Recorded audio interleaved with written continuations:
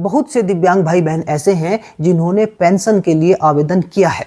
अब उनके मन में बात आती है कि उनकी पेंशन एक्सेप्ट हुई है अथवा नहीं, कहीं ऐसा तो नहीं कि किसी कारण से उनकी पेंशन रिजेक्ट हो गई हो। तो दोस्तों इस कारण से वह ब्लॉक जाएंगे, तहसील जाएंगे, जनपद का जो विभागीय कार्यालय होता है दिव्यांगजन सशक्तिकरण अधिकारी का, उस कार्यालय में जाएंगे और अपनी पेंशन के बारे में पता करेंगे, जिससे थोड़ी परेशानी आती है। दोस्तों आपको कहीं जाने की आवश्यकता नहीं है, आप अपनी पेंशन का स्टेटस घर बैठे देख सकते हैं कि आपकी पेंशन पेंडिंग है अथवा नहीं है, एक्सेप्ट हो गई अथवा रिजेक्ट हो गई। अगर रिजेक्ट हुई है तो किस कारण से हुई है, घर बैठे अपने मोबाइल फ़ोन से आप कुछ ही मिनटों में इस चीज़ का पता कर सकते हैं। एक दूसरी चीज़ दोस्तों, कुछ हमारे पुराने पेंशनर हैं, उनके मन में बात आती है कि उनकी पेंशन रुक गई, कहीं कुछ गड़बड़ तो नहीं, किस वजह से उनकी पेंशन रुक गई है, बहुत दिनों से आ नहीं रही। अच्छा, अभी हाल फिलहाल में केवाईसी तथा डीबीटी भी अनिवार्य हो गई है पेंशन में, अगर यह नहीं है तो भी पेंशन रुक गई है कुछ दिव्यांग भाई बहनों की। तो इस चीज़ का आप घर बैठे ही पता कर सकते हैं कि क्या कारण है कि आपकी पेंशन रुक गई है। तो इस तरीके से नवीन पेंशनर जिन्होंने नया आवेदन किया है और पुराने पेंशनर जिनकी पेंशन पुरानी है, वह घर बैठे ही अपनी पेंशन का स्टेटस देख सकते हैं। आइए देखते हैं दोस्तों कैसे इस चीज़ का पता करेंगे कि आपकी पेंशन का जो स्टेटस है वह क्या है। दोस्तों इसके लिए सबसे पहले आप गूगल में जाइए और SSPY यह पेंशन का पोर्टल है, गूगल में सर्च कीजिए, क्लिक करेंगे और आगे बढ़ेंगे। SSPY.up-up.gov.in यह है इसकी आधिकारिक साइट है पेंशन की। इस पर क्लिक करेंगे तो इस तरीके से पेज खुलकर आ जाएगा। फिर जब पेज पर नीचे जाएंगे तो इस तरीके से आपको इसमें दिव्यांग पेंशन और यहाँ योजना के विषय में, इस पर यहाँ आप क्लिक करेंगे विषय में, इस तरीके से पेज खुलकर आएगा और यहाँ 3 ऑप्शन दिखेंगे। इसमें जो आवेदक लॉगिन है, यह है आवेदक का, जो पेंशनर होता है उसका लॉगिन होता है। आप इस पर क्लिक करेंगे आवेदक लॉगिन पर, फिर आगे बढ़ेंगे तो इसमें सेलेक्ट पेंशन पर जब क्लिक करेंगे तो 3 पेंशन खुल के आ जाएगी, ओल्ड, विडो और दिव्यांग पेंशन। दिव्यांग पेंशन पर आप क्लिक करेंगे तो यहाँ दिव्यांग पेंशन रजिस्ट्रेशन ID। दोस्तों जब आप पेंशन का आवेदन करते हैं तो एक रजिस्ट्रेशन नंबर आपको मिलता है जो 31 की सीरीज से शुरू होता है, जैसे 31 83 10 करके शुरू होता है। आप देख सकते हैं, मैं आपको दिखाना चाहूँगा, यह एक पेंशन का आवेदन है। इसमें यहाँ रजिस्ट्रेशन संख्या 31 83 करके इस तरीके से रजिस्ट्रेशन संख्या होती है। यह रजिस्ट्रेशन संख्या आपके पास होनी चाहिए। और मैं कहना चाहता हूं कि सभी दिव्यांग भाई बहनों के पास जो पेंशन प्राप्त कर रहे हैं, नए या पुराने, यह अपनी रजिस्ट्रेशन संख्या बहुत ही संभाल कर रखें। यह बहुत ही महत्वपूर्ण चीज़ है। अगर किसी के पास यह नहीं है तो अपने जनपदीय कार्यालय जब भी आपका समय होता है आप वहां जाइए और वहां से यह पता कर लीजिए और एक कागज़ पर लिख कर रख लीजिए, क्योंकि यह बार बार आपको भविष्य में काम आएगी। तो अगर किसी के पास नहीं है, यह आप प्राप्त कर लीजिए, क्योंकि आगे चलकर यह बड़ी महत्वपूर्ण चीज़ होती है। यह रजिस्ट्रेशन संख्या आप यहाँ भर लीजिए। फिर रजिस्टर्ड मोबाइल नंबर, जिस तरीके से रजिस्ट्रेशन ID महत्वपूर्ण है, इसी तरीके से मोबाइल नंबर। दोस्तों जब आप पेंशन का आवेदन करते हैं तो पेंशन के फॉर्म में एक मोबाइल नंबर आपको भरना पड़ता है, वह मोबाइल नंबर भी आपके पास होना चाहिए। अगर आप पुराने पेंशनर है और वह मोबाइल नंबर भूल गए कि आपने पेंशन का फॉर्म भरते समय कौन सा नया नंबर उसमें भरा था, तो उसका आप पता कर सकते हैं। यही पोर्टल पर एक ऑप्शन दिया है, जब आप इस पेज पर नीचे जाएंगे तो यहाँ एक चीज़ लिखी है, यदि आवेदक अपना मोबाइल नंबर भूल गया है तो यहाँ क्लिक करें। इस पर क्लिक करेंगे तो रजिस्ट्रेशन नंबर आप इसमें भर दीजिए जो 31 से शुरू होता है। बैंक अकाउंट जिसमें आपकी पेंशन आती है वह भर दीजिए और इसमें एंटर कोड करेंगे, सबमिट करेंगे और फिर दोस्तों इस तरीके से पेज खुलकर आ जाएगा। इसे भरिए आप, और जो आपके पास मोबाइल नंबर है जो फिलहाल आपके पास अभी है, वह मोबाइल नंबर कुछ समय के लिए इसमें भर दीजिए। सेंड OTP पर क्लिक करेंगे तो जो नया मोबाइल नंबर भरा है उस पर एक OTP आपका आएगा और वह OTP यहाँ भरेंगे, एंटर कैप्चा भरेंगे और इसमें सबमिट करेंगे। तो सबमिट करने के बाद दोस्तों वह मोबाइल नंबर आपको प्राप्त हो जाएगा, उस पर OTP के रूप में, उस पर मैसेज के रूप में आ जाएगा। खैर वह मोबाइल नंबर आपको पता चल गया। और अगर आप कोई नया मोबाइल नंबर उसमें लगवाना चाहते हैं तो अपने कार्यालय जाकर, कोई पुराना नंबर आपको ध्यान नहीं है तो नया मोबाइल नंबर भी आप जनपद के कार्यालय में जाकर लगवा सकते हैं। तो 2 चीज़, नंबर 1 रजिस्ट्रेशन ID और दूसरा मोबाइल नंबर जो आपकी पेंशन से लिंक है, इन दोनों का आपको पता होना चाहिए। अगर कोई नया नंबर आप लगवाना चाहते हैं तो जनपद के कार्यालय में जाइए और वहाँ अपना कोई दूसरा नंबर एक्टिव करा लीजिए। तो खैर, आपके पास अगर नहीं है तो वो प्राप्त कीजिए, अगर है तो इसमें भरिए पेंशन की registration ID, registered mobile number और सेंड ओटीपी पर जब आप क्लिक करेंगे या लॉगिन करेंगे तो फिर आपके स्टेटस खुलकर आ जाएंगे। आइए देखते हैं। तो इस तरीके से स्टेटस आपका खुलकर आ जाएगा। आप देख सकते हैं ये स्टेटस है, इसमें वर्तमान पता, आवेदन की तिथि और इसमें आवेदक का नाम, पिता पति का नाम, आधार सत्यापन, लिंग, जन्म तिथि, सब कुछ चीज़ें खुलकर आ जाती है। इस तरीके से स्टेटस होते हैं। लेकिन दोस्तों, आप इन स्टेटस को ऐसे नहीं समझ पाएंगे। थोड़ा सा मुझे आपको समझाना पड़ेगा कि जो पेंशन का स्टेटस होता है वह कितने स्तर पर पेंडिंग हो सकता है, कितने स्तर पर एक्सेप्ट हो सकता है, कितने स्तर पर रिजेक्ट हो सकता है। उसके लिए मैंने थोड़ा सा ये एक सारणी बनाई है कि स्टेप वाइज स्टेप दिव्यांग पेंशन का कैसे होता है। आप इसको थोड़ा देख सकते हैं, मैं आपको ये बारी बारी से समझाऊंगा। दोस्तों, अप्लाई, जब कोई दिव्यांग ऑनलाइन आवेदन करता है जन सेवा केंद्र पर, तो आवेदन करने के बाद DHWO, दोस्तों DHWO का मतलब होता है डिस्ट्रिक्ट हैंडीकैप वेलफेयर ऑफिसर, यानी जिला दिव्यांगजन कल्याण अधिकारी। इसका मतलब यह होता है। ऑनलाइन आवेदन करने के बाद दिव्यांगजन सशक्तिकरण अधिकारी के पोर्टल पर आवेदन शो हो जाता है। और आवेदन शो होने के बाद दोस्तों 3 कंडीशन है। Number 1 pending, number 2 reject, number 3 accept. या तो आपका फॉर्म पेंडिंग है, यानी अभी आपका फॉर्म खोलकर नहीं देखा गया है दिव्यांगजन सशक्तिकरण कार्यालय में। अगर बात करते हैं खोलकर देख लिया जाता है तो फिर आपका अगर कुछ चीज़ें उसमें गलत है तो रिजेक्ट हो जाएगा, और अगर वह सही है आपका फॉर्म तो एक्सेप्ट हो जाएगा। रिजेक्ट होने के दोस्तों यहाँ कई कारण हो सकते हैं। आप देख सकते हैं रिजेक्शन रीजन: दिव्यांग प्रमाण पत्र, आधार कार्ड, आय प्रमाण पत्र, ग्राम सभा का प्रस्ताव, बैंक खाता। दोस्तों, अगर आपने दिव्यांग प्रमाण पत्र गलत तरीके से अपलोड किया है या उसमें कुछ गलत जानकारी दी है तो आपका फार्म रिजेक्ट कर दिया जाएगा। इसी तरीके से आधार कार्ड आपने गलत अपलोड किया है, उम्र वगैरह उसमें आधार कार्ड में इस तरीके से है कि आप पात्र नहीं हैं तो रिजेक्ट कर दिया जाएगा आपका फॉर्म। आय प्रमाण पत्र, अगर उसमें आय प्रमाण पत्र आपने 3 साल से पुराना लगा दिया तो रिजेक्ट कर दिया जाएगा आपका फॉर्म। अगर कोई ग्रामीण लाभार्थी होता है दिव्यांग, ग्राम सभा का प्रस्ताव उसने अपलोड नहीं किया या गलत प्रस्ताव अपलोड कर दिया है तो रिजेक्ट हो जाएगा। और बैंक खाता, दोस्तों बैंक खाते से संबंधित चीज़ें यहाँ DHWO लेवल पर नहीं देखी जाती। तो DHWO लेवल पर 4 चीज़ें: दिव्यांग, आधार कार्ड, आय प्रमाण पत्र और ग्राम सभा का प्रस्ताव। अगर इन चारों चीज़ों में गड़बड़ है तो आपका फॉर्म रिजेक्ट कर दिया जाएगा, और चारों चीज़ें अगर सही है तो एक्सेप्ट कर दिया जाएगा। एक्सेप्ट करने के बाद PFMS, दोस्तों यह बैंक से संबंधित पोर्टल होता है।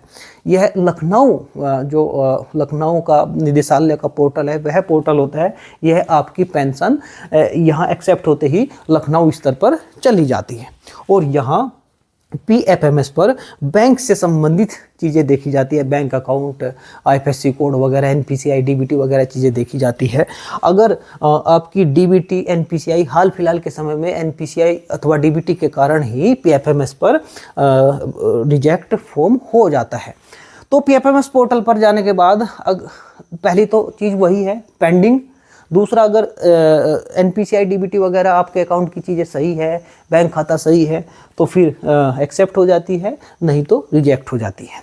और अगर वहाँ से एक्सेप्ट हो जाती है तो आपका फॉर्म फिर दोबारा DHWO लेवल पर आ जाता है, यहाँ रीवेरिफिकेशन के लिए, यानी फाइनली आपका फॉर्म सही है या नहीं, दोबारा DHWO लेवल पर आपका फॉर्म आ जाएगा। और यहाँ भी 2 चीज़ें होती है, तो पेंडिंग फिर एक्सेप्ट। कुछ समय के लिए अगर पेंडिंग है तो पेंडिंग होता है, अगर वो देखा नहीं जाता रीवेरीफाई के लिए आया है या नहीं।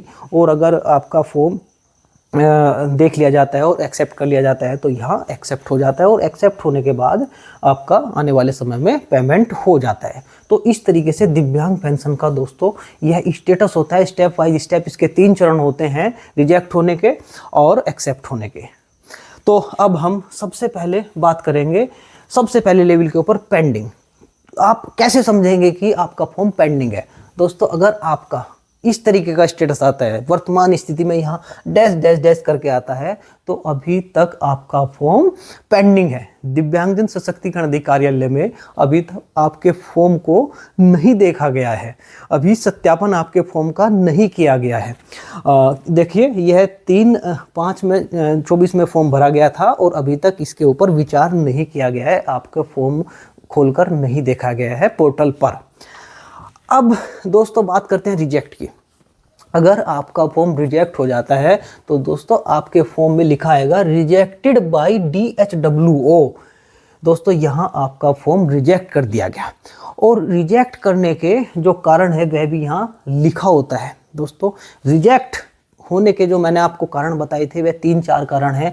दिव्यांग प्रमाण पत्र, आधार कार्ड, आय प्रमाण पत्र और ग्राम सभा का प्रस्ताव। अगर इन चारों में से किसी भी चीज़ में गड़बड़ है तो DHWO द्वारा रिजेक्ट फॉर्म कर दिया जाता है। तो आपको क्या करना होगा, अगर ऐसा होता है तो आपको अपने चारों डॉक्यूमेंट सही तरीके से बनवाने होंगे, उनमें कोई कमी नहीं छोड़नी होगी और वह फिर दोबारा अपने डॉक्यूमेंट लेकर जन सेवा केंद्र पर जाना होगा और अब की बार आपका नया फॉर्म नहीं भरा जाएगा। जो आपका रजिस्ट्रेशन नंबर आपको एक बार मिल गया, इसी रजिस्ट्रेशन नंबर पर दोबारा आपको एडिट का ऑप्शन दिख जाएगा जन सेवा केंद्र पर और जन सेवा केंद्र वाले से अपना फॉर्म दोबारा भरवाना होगा, इसी पर एडिट होगा, नया फॉर्म नहीं भरा जाएगा। कोई नया रजिस्ट्रेशन संख्या आपको नहीं मिलेगी, पुराने रजिस्ट्रेशन संख्या पर ही आपका फॉर्म भरा जाएगा। अब की बार उसमें सही डॉक्यूमेंट आप उसमें तैयार करवा लीजिए। दोस्तों अगर कहीं कोई समस्या आ रही है आपको कि अगर आपका फॉर्म इस तरह से रिजेक्ट हो जाता है, क्या क्या उसमें डॉक्यूमेंट लगेंगे,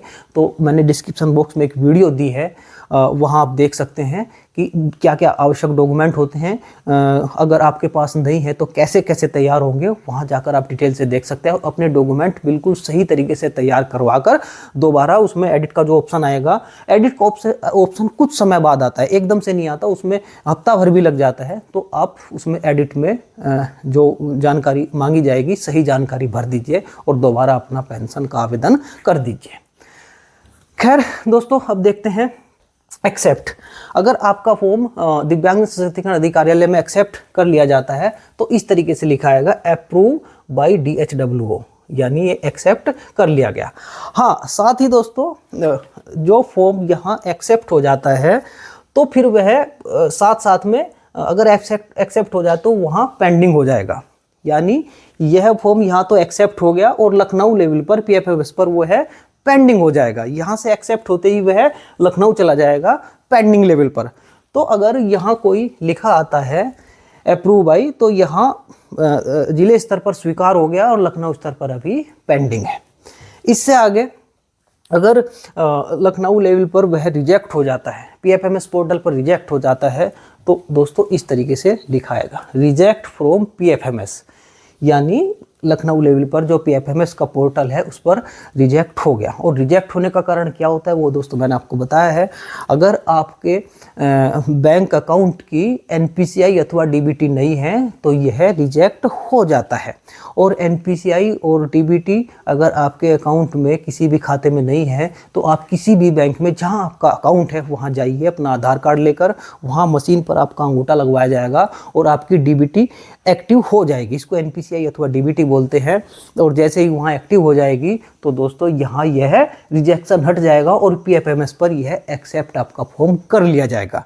यानी इसमें आपको दोबारा आवेदन करने की आवश्यकता नहीं है। जैसे DHWO लेवल पर आवेदन रिजेक्ट हो जाता है तो उसमें दोबारा जन सेवा केंद्र पर आपको जाना पड़ता है, लेकिन यहाँ आपको कहीं जाने की आवश्यकता नहीं है। जन सेवा केंद्र वगैरह पर आप किसी भी बैंक में जहाँ भी कोई आपका अकाउंट है, किसी भी बैंक में अकाउंट हो सकता है, जरूरी नहीं जो आपने इसमें अकाउंट नंबर दिया है फॉर्म में उसी अकाउंट को आप उसमें DBT एक्टिव कराएंगे, किसी भी बैंक में करा सकते हैं एक्टिव। कहीं जाइए वहाँ अपना एक्टिव कराइए DBT, NPCI बैंक में जाकर अंगूठा लगवाया जाता है, वहाँ फॉर्म भी भरा जाता है किसी किसी बैंक में, वहाँ जाकर बोल दीजिए आप NPCI अथवा DBT होनी है, बैंक वाले आपकी कर देंगे। तो जैसे ही करवाएंगे तो ये रिजेक्शन खत्म हो जाएगा और आपकी पेंशन आगे बढ़ जाएगी। दोस्तों बात करते हैं एक्सेप्ट की। PFMS पर फॉर्म एक्सेप्ट अगर कोई समस्या नहीं है तो एक्सेप्ट कर लिया जाएगा। और यहाँ एक्सेप्ट करने के साथ साथ दोस्तों DHWO लेवल पर दोबारा वो भेज दिया जाता है और वो है पेंडिंग हो जाता है DHWO लेवल पर।